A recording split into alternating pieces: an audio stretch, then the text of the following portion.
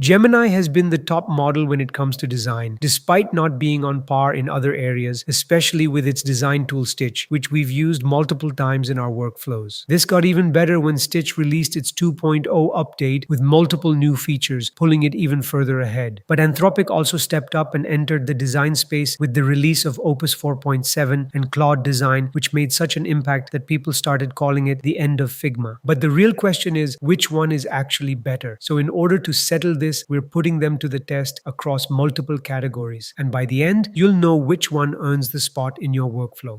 Both Claude Design and Google Stitch have a lot of features that set them apart from each other. Claude Design was released alongside Opus 4.7, and it rapidly gained popularity for being the Figma killer because of its interactive features. The model itself got really better at design, and along with their design tool, their designs improved a lot. Google Stitch, on the other hand, has been around for a while, and it wasn't that good until Google released Gemini 3, the model that's insanely better at design as compared to all other models. So combined with Stitch, the designs improved significantly. Now let's look at where each one actually pulls ahead. Claude Design has this feature where you can create a presentation using its features and write speaker notes inside it as well. But Stitch doesn't have anything like this because Stitch is UI only and doesn't provide any feature for other designs besides mobile and web interfaces. In Claude Design, you can also reference your other projects that you want the design to follow by connecting your GitHub repo, which basically lets Claude import the design styles from it and create the next designs on top of it. Stitch handles this a bit differently. It uses design systems for the same task, where you can copy the design system from other websites that are hosted just by providing the link to it in Stitch, and from there it imports the exact style and creates a system that gets used in later designs. When it comes to making changes, Claude Design lets you reprompt, but you can also click directly on the area where you want changes and it reflects on your design. You can just comment directly on anything that you want differently, and then it starts applying the changes directly on it. You can pile up the comments and send them to Claude all together. Stitch goes the other way here. You can't make changes directly on it except for changing text. So if you want any change like color or font size, you have to add a comment on the area you select or annotate it, and then send the comment to Gemini for it to incorporate your changes. Voice input is another split. Claude Design lets you use your voice to type in the prompt instead of typing. But this is a point where Stitch wins because the voice canvas feature in Stitch is basically a live conversation you have with the model where you tell it all about the design you want to create, and it asks questions relating to the design and creates the design for you, all happening conversationally. Stitch also has a live preview feature in a separate pane where you can see how your design looks on desktop, mobile, and tablet and interact with the design directly. Claude Design doesn't have this preview feature separately. Instead, it displays the UI on the same pane where you can interact with elements directly instead of going to another preview screen, but you cannot check it for responsiveness like you can with Google Stitch. Claude Design is also made for working with teams, so it lets you share a project with multiple permissions like editing and commenting permissions separately, which Stitch does not have. In Stitch, you can just share the project and let everyone work on it instead of having separate permissions like Claude Design. So despite the fact that Stitch is a much more mature project and Claude Design is a project that was just released recently, we would give points to Claude Design on the features.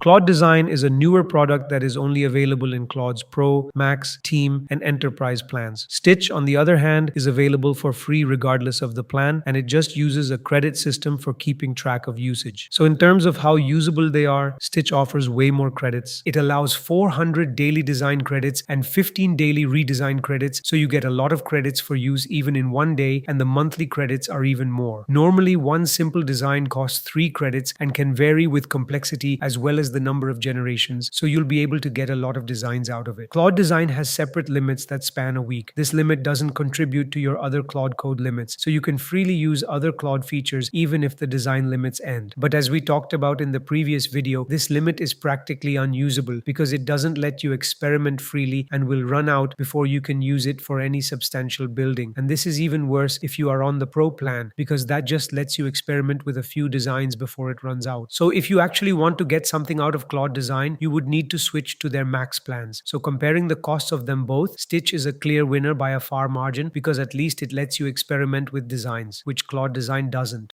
We tested both tools on the same prompt with a brief about the website style and the sections we wanted. Claude Design created the to-dos like Claude Code usually does and started working. And while Claude Design was taking its time, we gave the exact same prompt to Google Stitch. The first thing Stitch did was create the design system, visualizing everything from colors to typography, icons, and buttons. Even before Claude Design finished, Stitch was done. It built a landing page using the exact same style from its design system, with complete balance between the main and accent colors. Claude Design took a lot more time, and after it finished, it started working through verification steps. Each part of Claude Design's work was interactive, unlike Stitch's static page. On its first run, it offered us the option to decide between the colors for accents and the main theme, so we could make tiny changes ourselves instead of reprompting. On a design quality test, we would give Google Stitch the points because its design was way better than the others. Stitch creatively used the color palette to match the style and fit the app's mood, while Claude Design's choice felt generic and lacked depth. Also, in terms of speed, Stitch also wins here because Claude Design takes way too long on each design.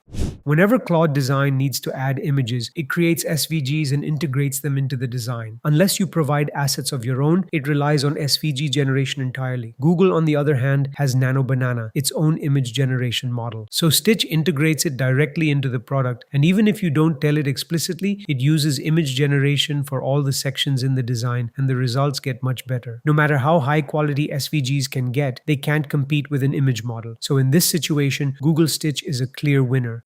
Stitch isn't really known for animations because its sole focus is on the design, but we still tried to see how it would handle them. It did try to add some, but the animations weren't visible directly and could only be previewed in a separate tab, and it only generated the scroll reveal on one section of the page. But when we gave the same task to Claude Design, it added multiple animations, like a marquee below the hero section. The scroll reveal was also added, but it was way more coordinated and properly applied to each component, not just the hero section. Claude Design is way better at animations than Stitch because it uses popular libraries like shaders and is able to create much more interactive animations that change behavior with mouse movement and clicks. So in terms of animations, Claude Design is a clear winner. Also, if you are enjoying our content, consider pressing the hype button because it helps us create more content like this and reach out to more people.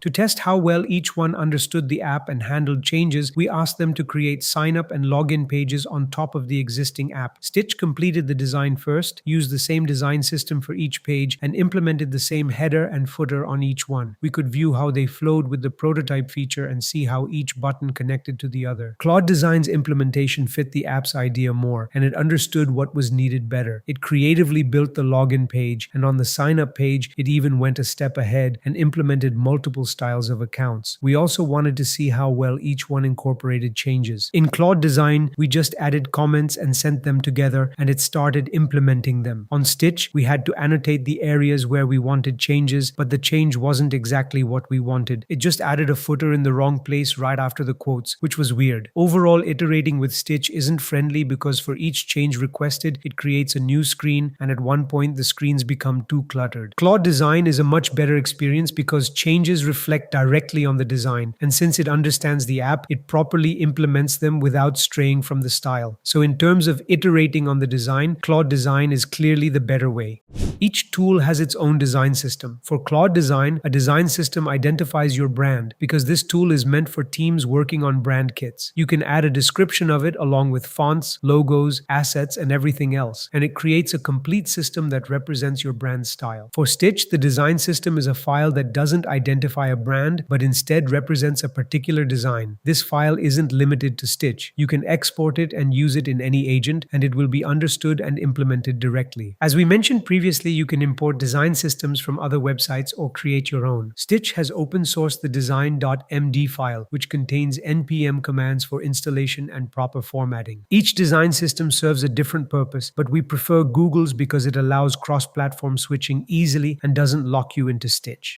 Now that we have tested the designs, it is time to talk about how the handoff from design to code looks for each. As we previously mentioned, Claude Design offers more export options with permission control. It lets you export as PDF, slides, and even export to Canva so you can further continue your designs there. But the handoff pattern we mostly use is the handoff to Claude Code because that's where we develop our apps the most. So, with a copy of a single prompt and pasting that inside Claude Code, it will copy the design and implement it in the app. Google Stitch, on the other hand, hand, has way better handoff patterns. Stitch has an MCP through which you can connect it to your coding agent and let it send prompts to Stitch to create designs and pull designs from it to implement them in the app. Claude Design doesn't have any MCP integration, so we like Stitch's MCP because it works the other way around, meaning coding agents can prompt it in Stitch tailored language, and we don't have to worry about proper prompting and still get the designs we want. Stitch also lets you export as zip code, but you have other options as well. You can either export it to Google AI Studio, where you can build your app further using the studio's resources and Firebase integrated directly in the app. Or you could directly export it to Figma so you can work with other people there. We use the MCP export the most because with this integration, we don't have to worry about the handoff, and coding agents handle it themselves easily. It also lets you export as a PRD, which you can hand off to other people or coding agents, letting them implement the app easily without any issue. So in terms of handoff style, Stitch is a clear winner. That brings us to the end of this video. If you'd like to support the channel and help us keep making videos like this, you can do so by using the super thanks button below. As always, thank you for watching, and I'll see you in the next one.